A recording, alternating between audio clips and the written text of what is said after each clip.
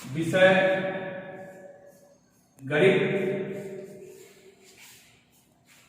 के प्रकरण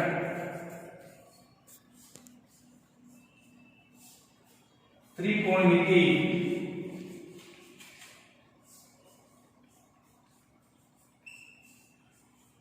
का अध्ययन आज हम करेंगे।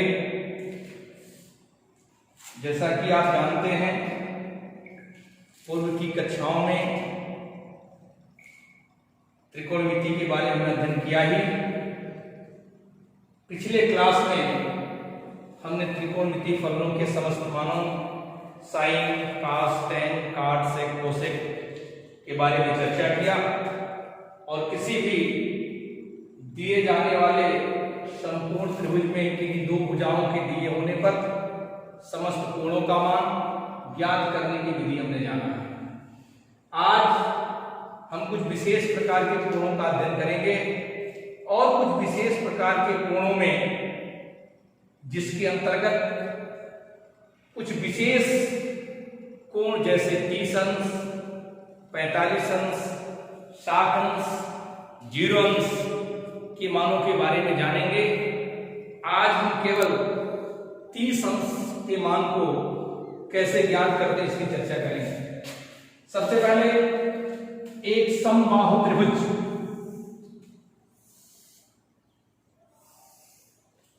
ABC लेंगे।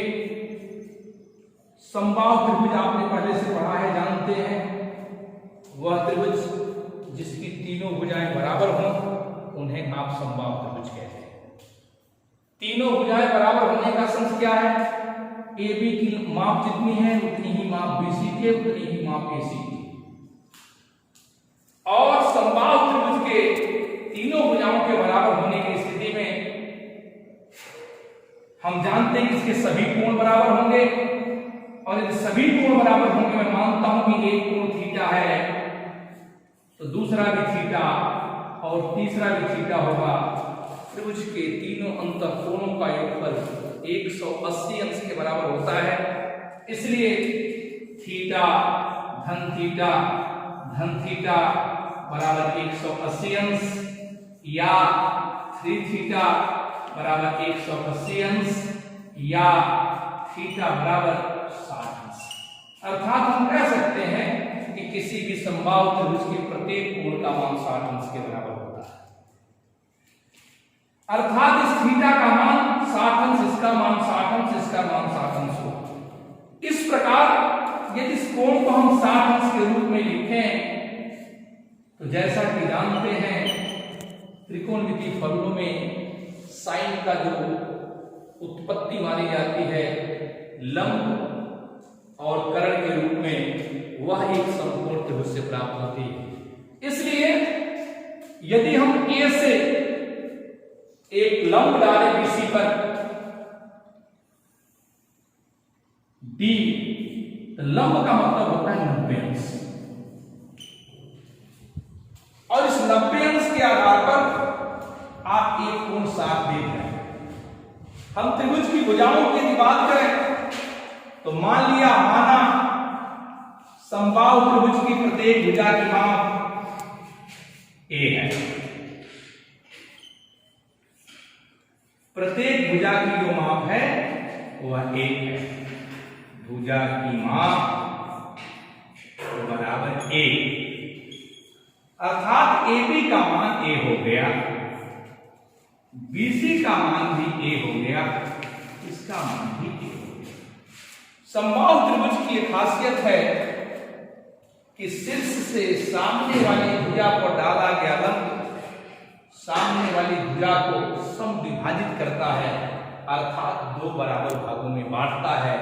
अर्थात BC का मध्य बिंदु D होगा, जिसकी पूरी लंबाई A है, अर्थात यह मान A/2।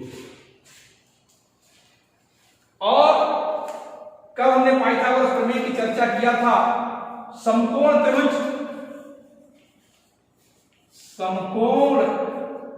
त्रिभुज ADB में AB का मान A है, B ईडी का मान a बाई 2 है, एडी का मान हम ज्ञात करना चाहते हैं, तो पाइथागोरस प्रमेय से कर्ण का वर्ग अर्थात a का वर्ग, पाइथागोरस प्रमेय से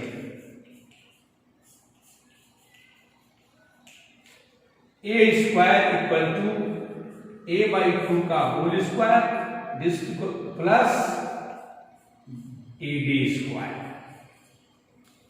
या ad स्क्वायर या बराबर a स्क्वायर, इसको वर्गीय और पक्षांतर किया अर्थात माइनस a स्क्वायर बटे 4, 4 करने 4, 1 घटा 3a स्क्वायर अपान 4, या ad बराबर अंडर रूट 3a बटे 2, हमने वर्गमूल लिया और ad का मान प्राप्त कर लिया, अर्थात ad का मान अंडर रूट 3 अपान 2a हुआ। अब हम संपूर्ण त्रिभुज ADB में जो कोण B है 60 अंश, इसका समस्त त्रिकोणमितीय फलन ज्ञात कर सकते हैं, और 90 और 60 होने के नाते यह कोण होगा 30 अंश, इसका भी ज्ञात कर सकते हैं। तो पहले हम 60 का ज्ञात करेंगे, फिर 30 अंश की बात करेंगे। तो 60 अंश में साइन 60, साइन थीटा बराबर क्या होता है, लंब बटे कर्ण। तो लंब क्या है 60 के लिए, करणी में 3 बटे 2a, करणी में 3 बटे 2a, और कर्ण क्या है इसके 90 के सामने a से a क्या हुआ, कट गया, अर्थात मान आया अंडर रूट 3 अपान 2, अर्थात कह सकते हैं साइन 60 बराबर करणी में 3 बटे 2। इसी प्रकार कास 60 का जो मान होगा आधार बटे कर्ण, आधार का मान a बाई 2 है, अर्थात a बाई 2, कर्ण का मान a है, a से a कट गया, अर्थात 1 बटे 2। और tan 60 का मान, tan 60 का जो मान होगा वो लंब बटे आधार होगा, तो लंब का मान है अंडर रूट 3 अपान 2a, इसका जो मान है 1 बटे 2a, a से a कटा, 2 से 2 कटा, अर्थात ये मान करणी में 3 हो गया।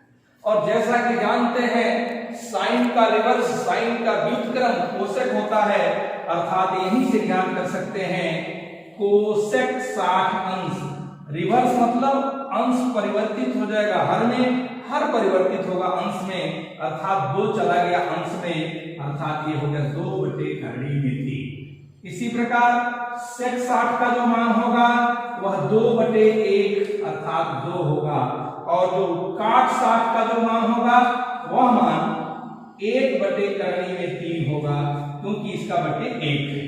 इस प्रकार जो हमने मान ज्ञात किया, यह किसका किया 60 अंश का। ठीक इसी प्रकार से आप 60 अंश के अलावा 30 अंश का मान कैसे ज्ञात करें, थोड़ा सा गौर करिए।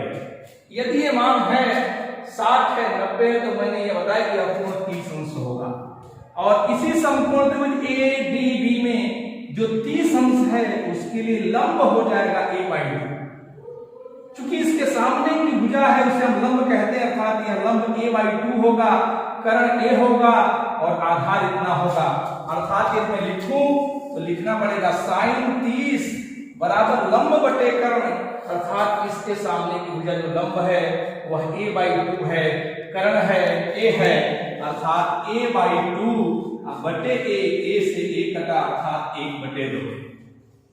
और इसी का रिवर्स कोसेक, चूंकि अंश हर में परिवर्तित होता है, तो कोसेक 30 अंश का जो मान होगा 2 बटे 1, अर्थात 2 बटे 1 का मान क्या होता है 2 होता है।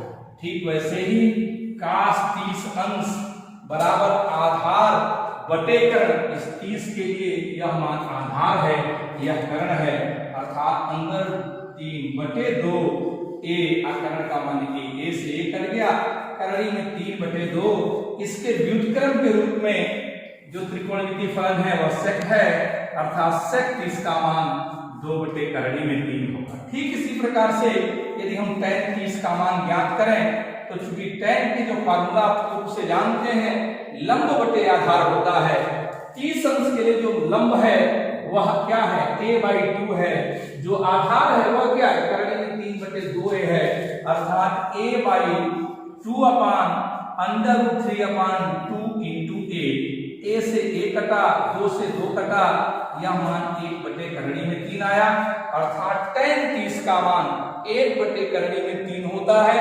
और चूंकि इसके व्युत्क्रम के रूप में जो त्रिकोणमितीय फलन है वह काट है, अर्थात यहां से हम काट 30 का मान ज्ञात करना चाहें तो इसका रिवर्स हो जाएगा, अर्थात √3/1, जिसे आप √3 कहते हैं। इस प्रकार से त्रिकोणमितीय फलनों के इस समबाहु त्रिभुज के माध्यम से हमने इस विशेष कोणों के रूप में 60 अंश और 30 अंश का मान ज्ञात किया।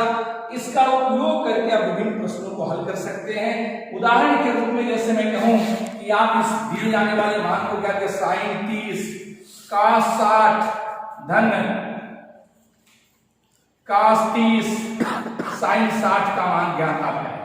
तो ऐसी परिस्थिति में यदि आपको ये मान याद है तो डायरेक्ट आप मानों को भर सकते हैं।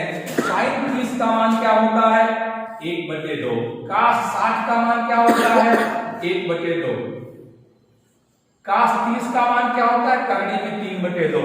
sin 60 का मान क्या होता है, करणी में 3/2। इससे पता चलता है 1/4 धन 3/4 बराबर 4/4, अर्थात इसका मान 1 प्राप्त हो गया। और आप ये कह सकते हैं इस दिए जाने वाले का मान 1 है, यही आंसर के रूप में इस्तेमाल होगा। इस प्रकार आप त्रिकोणमितीय फलनों के 30 और 60 अंश का उपयोग करके विभिन्न प्रश्नों को आप हल कर सकते हैं। कृपया इन मानों को जानें, पुनः बार बार प्रैक्टिस करें और इस वैल्यू को ज्ञात करते हुए प्रश्नों को हल करने का प्रयास करें। फिर आगे के क्लास कर लेंगे। धन्यवाद।